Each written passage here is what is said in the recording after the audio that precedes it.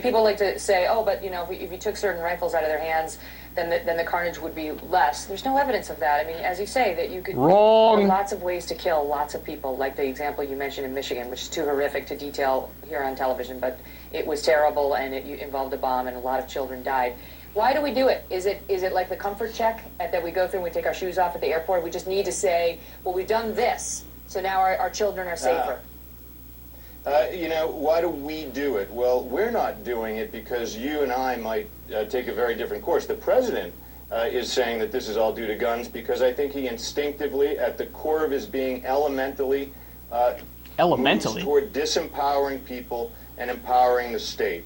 This is a place where he can do that, and I think he's hijacking these tragedies to say we're going to invest more power in the state and take guns away from law-abiding citizens who feel autonomy when they have them. Even if you think that that's Barack Obama's motivation, all right? So even if you believe that, yes. What would be his motivation for not doing more about the mental health system? Because I'll tell you, others have come on this program and said, it's just overwhelming. Where do you begin? The amount of resources it would take. It's so catastrophic, the state of the mental health system and the problems we'd have to fix. You don't know where to start.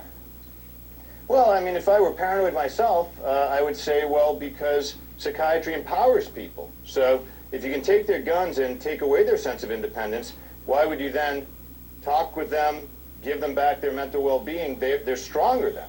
It seems the president's intent on, in some ways, weakening individuals. No, come on. It's also a complicated... No, I really think that. Yeah, it's also I'm sure you do. It's a complicated issue, because if you really want to do the work, and you're not just pontificating, and you're not just grabbing guns from people because that makes you feel like the state's going to save everything, then there's real work to be done, because we deconstructed this system during the 70s and 80s and 90s, and now it's so bad that yesterday I had to intervene on behalf of a family whose son asserted that he wanted to kill his parents, who might very well want to kill other people, had spent several days, no more, in a psychiatric hospital, that then wanted to discharge him without a psychiatric appointment for over a week on the same medicines that he was on when he came in.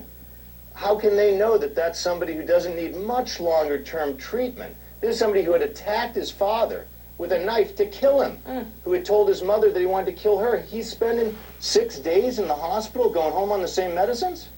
And this is a family, obviously, that's engaged in their son's care and has some advantages. I'm coming up again. What does any of that have to do with Obama, by the way? On a hard break, but I mean, it just goes to show you the problem is huge. And, I hope the national conversation is an in-depth one. Dr. Abloh, got to run. Thanks for being here. Thank you, Meg. Okay, so I love this. So Barack Obama is doing gun control because he wants Americans to feel weak. What?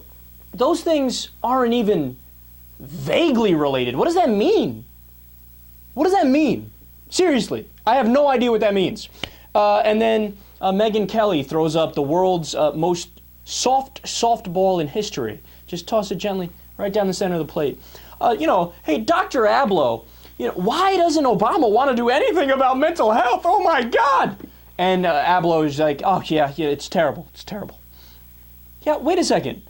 We just did a segment, very last segment, talking about how one of the provisions of Obamacare is exactly that, expanding mental health services. Who voted against it?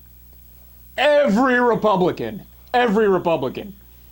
And in 2008, he co-sponsored the bill. Here, I'll tell you one more time. A bill that deals specifically with mental health. It's a mouthful, but Paul Wellstone and Pete Domenici, Mental Health Parity and Addiction Equity Act. He co-sponsored that bill, the mental health bill. Barack Obama has done more, or tried to do more, about mental health than any of the Republicans, and now the Republican line of attack is, why is Obama coming for the guns? What he should really be doing is focusing on mental health. We've always totally been in favor of mental health. Yeah, except that you haven't been in favor of mental health, and you voted against every effort from Obama for mental health. These guys are amazing, man. Look, this is why, right here, this is why in the recent polling, they found that people who watch Fox News actually know less than people who watch no news. This is why right here. Why? Because I'm not kidding when I say they just flat out make stuff up. They just make stuff up. right? So even just within the premise of Megyn Kelly's question, why doesn't Obama want to do stuff about mental health? That right there is a lie. He does want to do stuff. We can prove it. We have the records of it.